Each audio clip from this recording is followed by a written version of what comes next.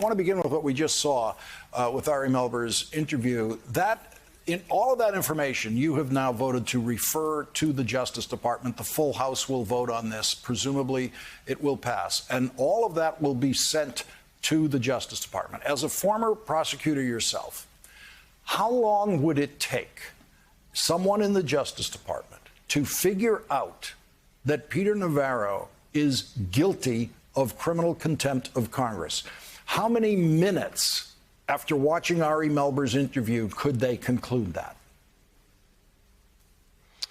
Well, Lawrence, this doesn't take very long because Peter Navarro, as well as Dan Scavino, the other person that we held in contempt, made it simple for the Justice Department. They refused to show up. You can't just say, I'm not even going to bother to come. If you believe you have a claim of privilege, you come, you identify what question you're going to assert a privilege to. Now, they don't have any good privileges to assert, and that may be the reason they didn't show up. But it makes it very simple, or it should, for the Justice Department. So they're going to want to do their due diligence nonetheless, so I don't think they'll make a decision in a matter of minutes. But it should not be a difficult call for the Justice Department.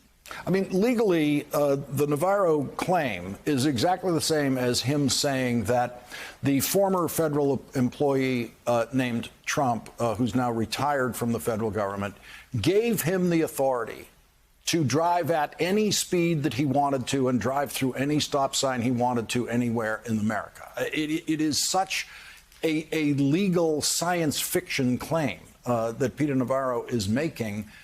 It seems like the Justice Department, every extra day it takes to think about this would just be embarrassing itself.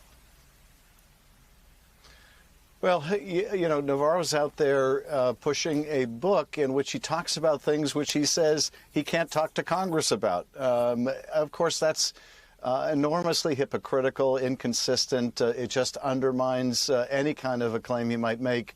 But again, it is vitally important that the Justice Department act on these criminal referrals. If they don't, if Congress can't enforce its subpoenas, it means we can't do our oversight. And if we can't do our oversight, we can't hold any president accountable, past, present, or future. It makes us into kind of a plaything for a despotic president. And so they need to enforce these congressional subpoenas. They need to hold these people in criminal contempt.